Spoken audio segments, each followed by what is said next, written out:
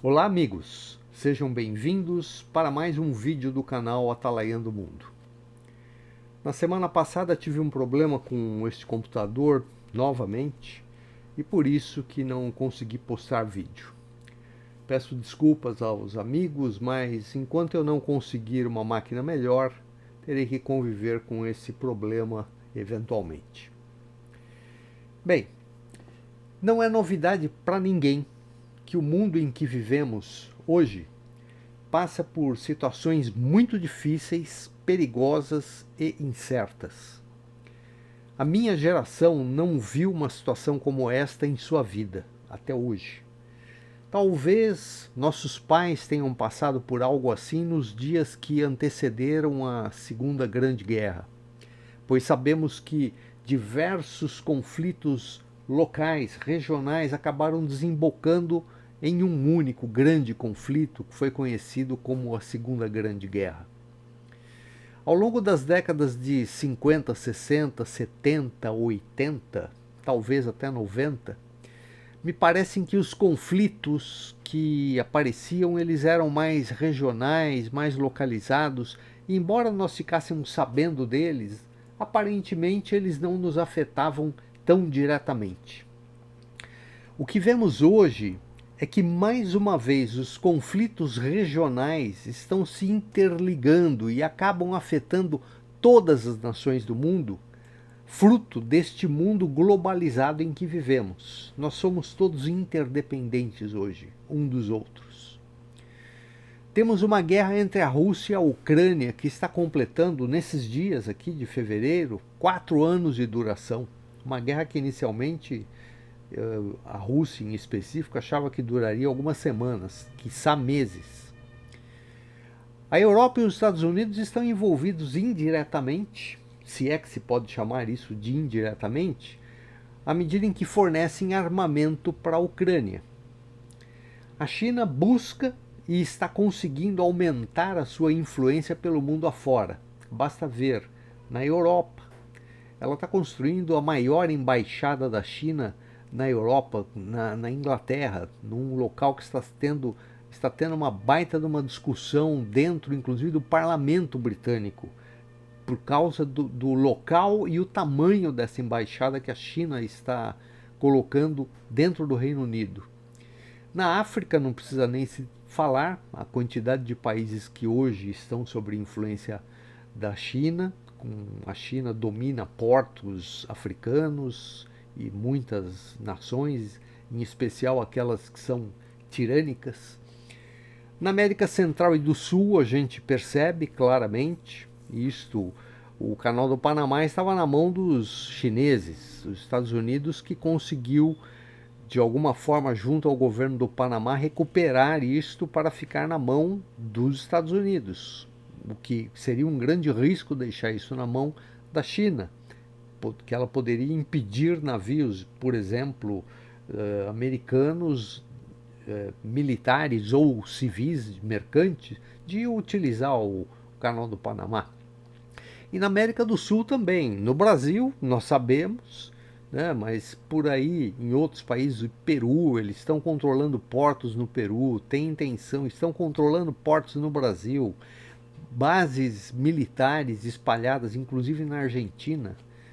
Isso é a herança da época da Cristina Kirchner, né? Então essa influência dela, da China, está aumentando pelo mundo afora, e em especial aqui na América Latina, América Central e do Sul, e ela ameaça constantemente a invasão de Taiwan. Ela quer recuperar Taiwan. Lembrando que Taiwan fazia parte da China quando houve a mudança do regime para o comunismo, houve aqueles que não aceitaram, refugiaram-se em Taiwan e hoje é um governo livre, separado, mas não é reconhecido pelas Nações Unidas. Alguns países reconhecem, outros não.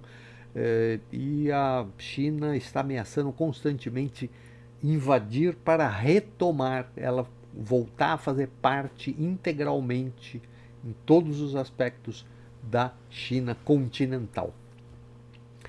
O Japão está ali próximo, da China e de Taiwan. E ele está vendo essa ameaça chinesa à medida em que a China está se armando fortemente. Construção naval, exército e armas de todos os tipos, aeronáutica, aviões, né?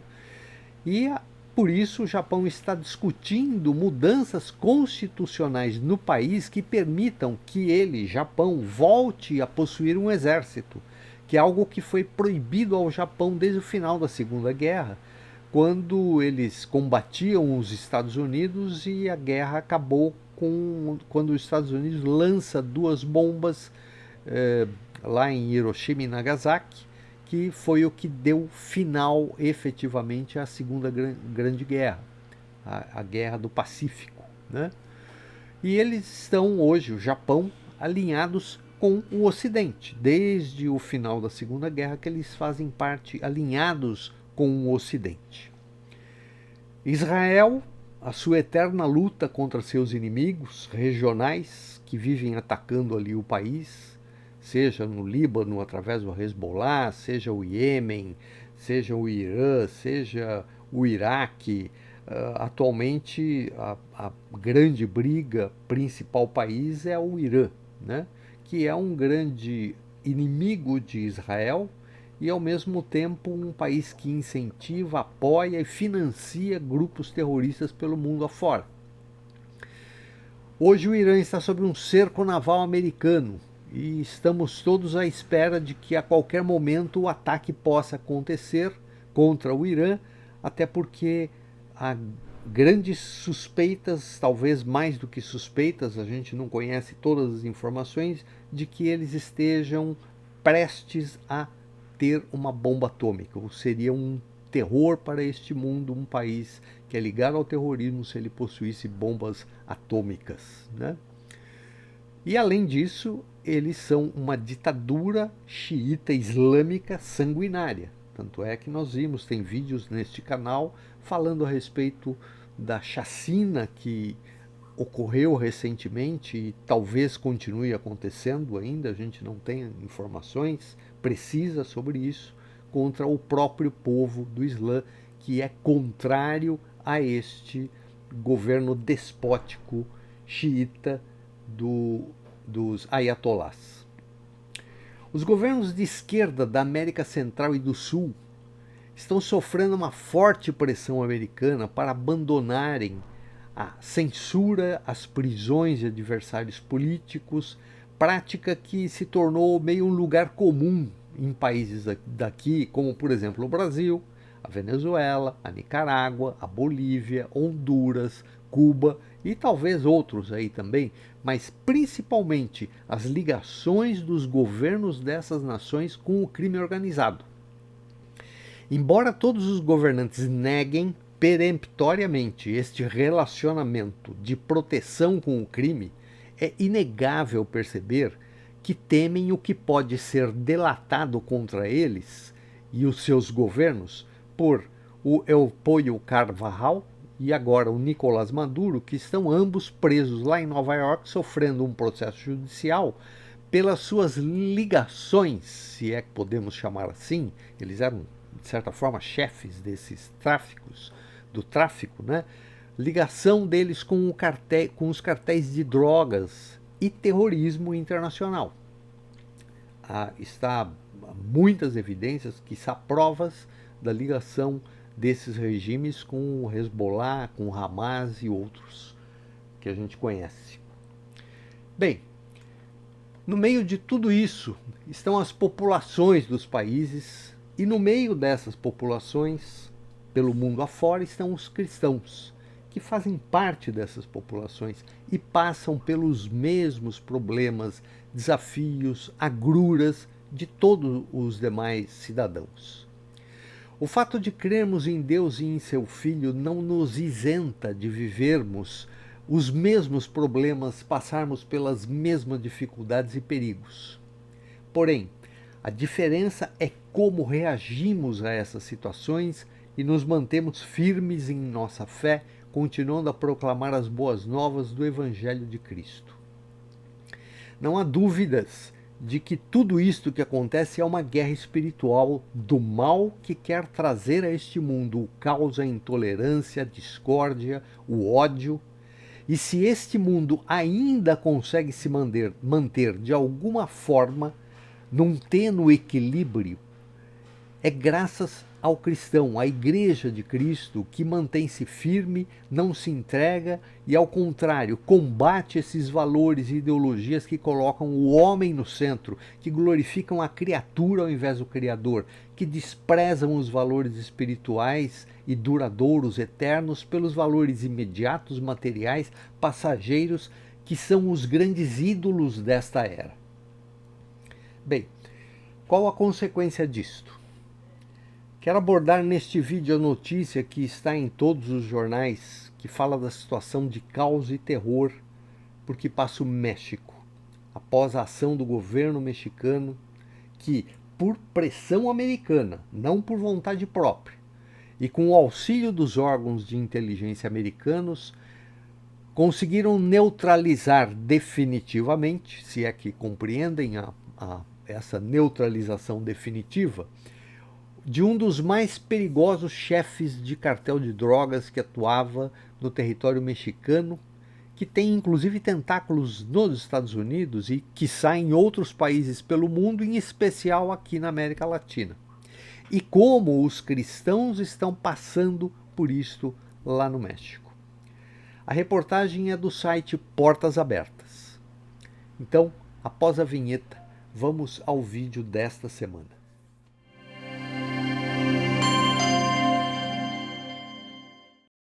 Bem, eu quero então mostrar para vocês a reportagem que saiu no site do Portas Abertas, mas para quem não está acompanhando e não sabe o que efetivamente está acontecendo lá no México, eu vou dar fazer um pequeno resumo aqui do que aconteceu.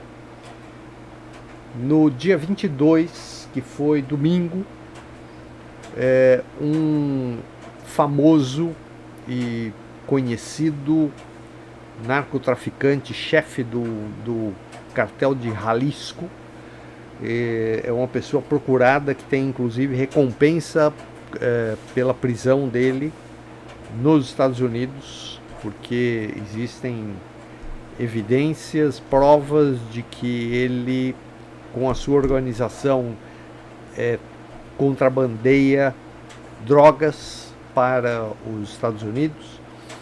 E por pressão americana, a presidente do México, a Claudia Sheinbaum, que é de esquerda, né, faz parte do Foro de São Paulo, ela não quer combater, assim como aqui no Brasil, não, olha, porque a gente não pode combatê-los como terroristas, porque eles não são terroristas, enfim, aquelas desculpas que eles gostam de dar para deixar que o crime continue acontecendo. E talvez até em alguns casos, né, e é isso, a gente vai abordar essa hipótese, inclusive financiando muita coisa do próprio governo. Bem, com a morte deste traficante, isto fez com que os subordinados dele, a gangue que ele comandava, colocassem o terror pelo país afora. Foram carros que foram incendiados, ônibus, casas de comércio, postos de gasolina. Foi um terror que eles imprimiram pelo México todo, praticamente em todos os estados mexicanos, em grandes cidades, isso aconteceu. E ainda continua acontecendo, o exército, a polícia está na rua, mas o clima está extremamente tenso. Eu não me lembro, porque eu não estava em São Paulo na época, mas em 2004, 2005, se eu não me engano, que teve também aqui em São Paulo um toque de recolher, que foi imposto por uma gangue de criminosos aí, que colocou o governo de São Paulo de joelhos e A cidade passou dias aí que eu estava em Florianópolis nessa época, acompanhei só pelo jornal, mas pelo que eu fiquei sabendo, tudo fechava mais cedo, as pessoas tinham medo de sair na rua. O México está numa situação pior do que aquela, né? Está numa situação pior do que aquela que São Paulo passou lá no começo dos anos 2000. Então, essa reportagem está falando de como é que isto está afetando não só a população em geral, mas em especial os cristãos que de alguma forma já sofrem perseguição no México. A lista de perseguição do Portas Abertas deste ano, que saiu agora no começo de janeiro, coloca o México como o 30º país que mais persegue cristãos no mundo. Tá? O México está entre os países que mais perseguem cristãos pelo mundo. E é uma coisa incrível porque o povo mexicano é profundamente religioso. Existem muitos cristãos, principalmente católicos. E eles também estão muito influenciados pelo sincretismo, misturam o catolicismo com outras crenças, né? Tal como a gente vê acontecer muito aqui na Bahia, a mistura do catolicismo com candomblé, aquela questão de lavagem da escala de Bonfim, é uma mistura de coisas. No México acontece a mesma coisa, eles têm muita influência lá daqueles povos antigos, os maias ou acho que é maias, né? Que tem inclusive aqueles arqueologia, né? Muitos prédios, muitas construções lá antigas, né? Mas é um país muito religioso, é muito comum. Eu tive a possibilidade de estar no México a trabalho. Eu passei uns 10 dias lá, numa cidadezinha pequena no interior, e onde o ponto principal da cidade era a igreja que ficava no centro, numa praça muito famosa. Nos finais de semana tinha muita comemoração, a igreja sempre lotada, e é gozado o fato da gente ver hoje o México estar entre os países que dos 30º país na lista do Portas Abertas que mais persegue cristãos. Talvez seja em função da presença forte do narcotráfico atuando dentro do país, né? O narcotráfico quer destruir valores cristãos, destruir principalmente família, a partir da família destruir a fé das pessoas, né? Então a reportagem diz aqui: México em alerta vermelho, igrejas suspendem atividades em Jalisco, cristãos mexicanos pedem oração pelo conflito em Jalisco. Daí tem a foto, né, de um ônibus incendiado. O subtítulo lá da foto fala da onda de violência em Jalisco, no México, espalha temor entre cristãos no 30º país da lista mundial de perseguição 2026. E daí o texto da reportagem diz que em 22 de fevereiro de 2026, ataques coordenados atingiram 20 estados no México, principalmente Jalisco. Autoridades afirmam que o cartel Jalisco Nueva Generación, uma sigla CJNG, da sigla em espanhol, é responsável pela onda de violência. O medo rapidamente alcançou a comunidade cristã local. E daí ele fala: entenda como os cristãos são perseguidos no México segundo a lista mundial de perseguição. Vamos ver, eu quero mostrar, antes da gente continuar a reportagem, eu quero mostrar como é que eles são perseguidos lá. Então tem essa outra reportagem no site Portas Abertas que diz: como é a perseguição aos cristãos no México?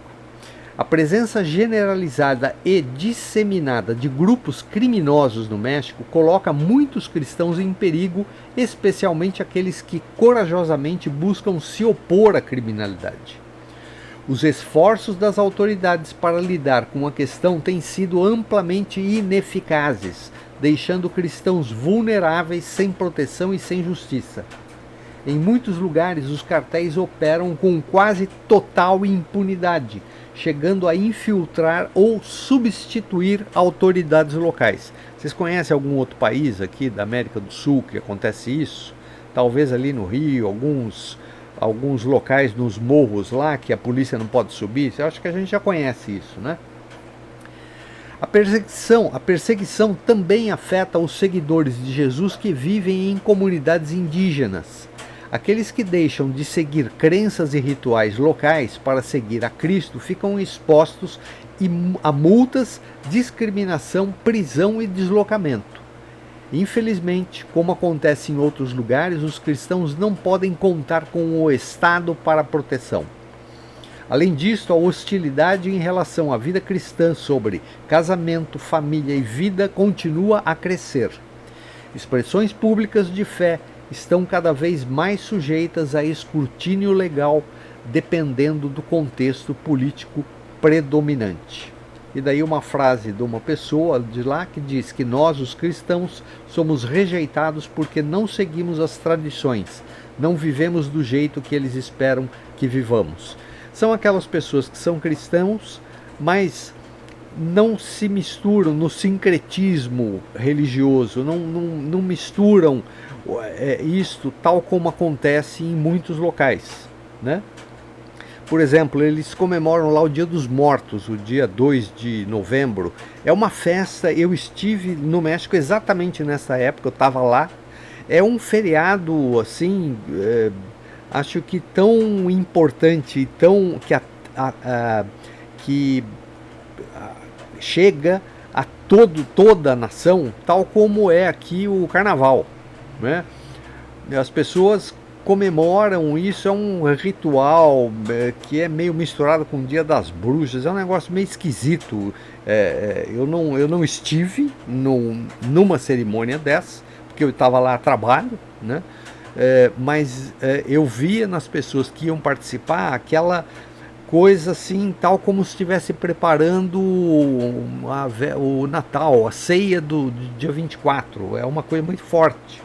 Mas é sincretismo religioso. Então os cristãos talvez sejam aqueles que não participam dessas coisas. E eles se mantêm no cristianismo mais puro, né? Mais correto.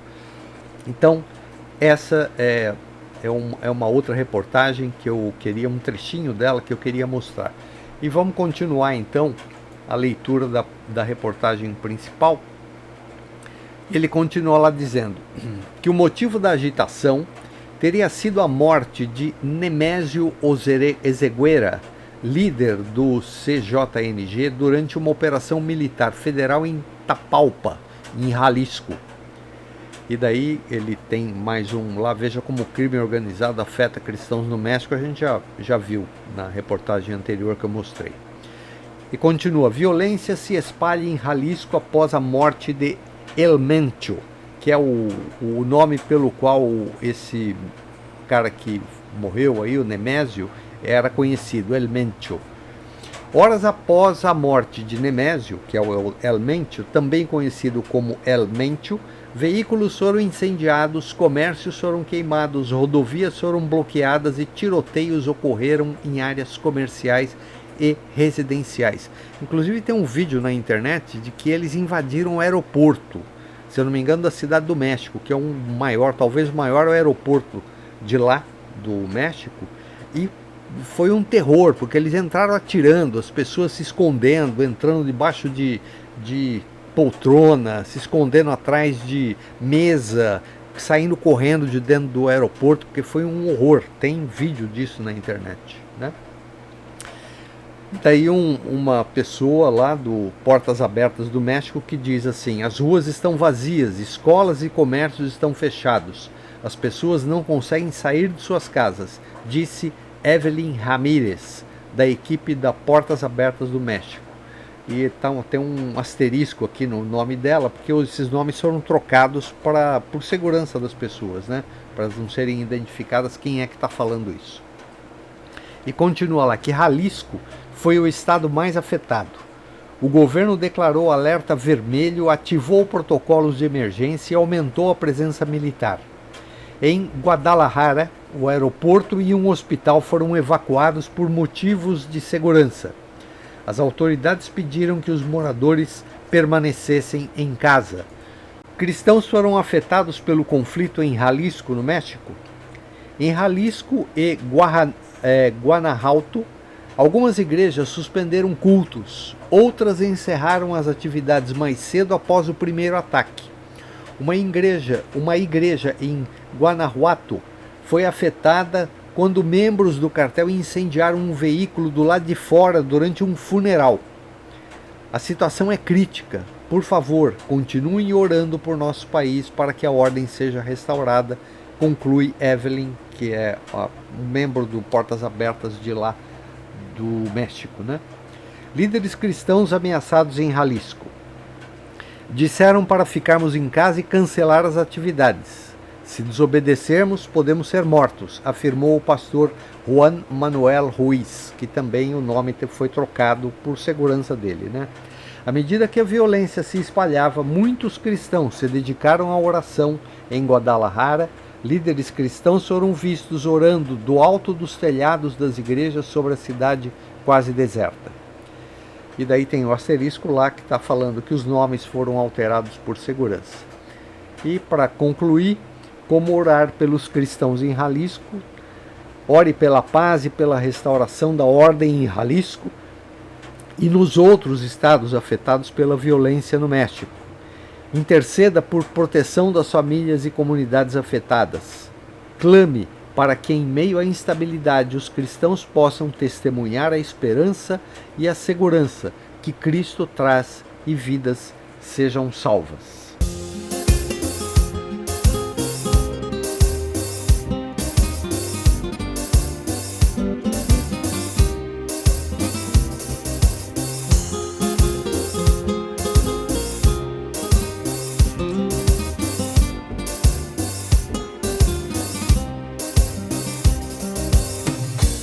O presidente de El Salvador, Nayib Bukele, que combateu com sucesso as gangues criminosas de seu país, lembrando que El Salvador era conhecido como o país mais perigoso do mundo.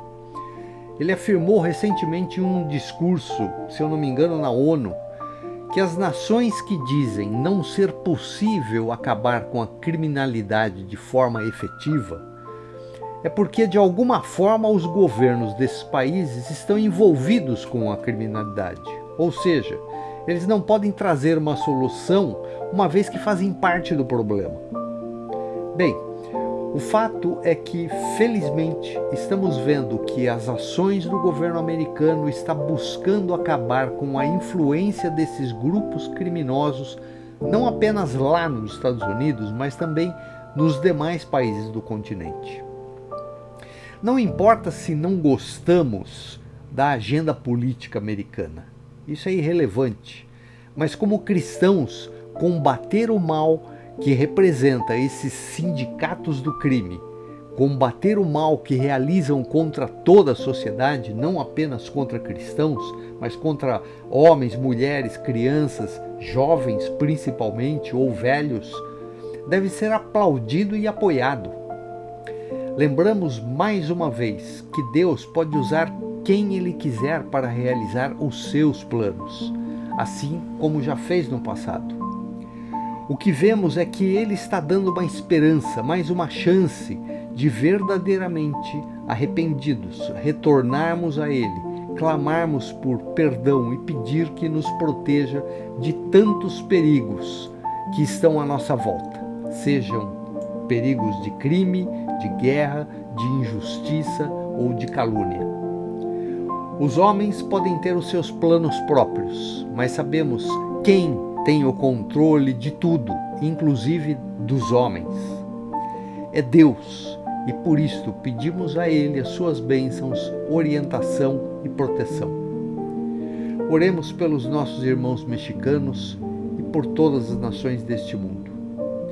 Um grande abraço e até o próximo vídeo, se Ele nos permitir.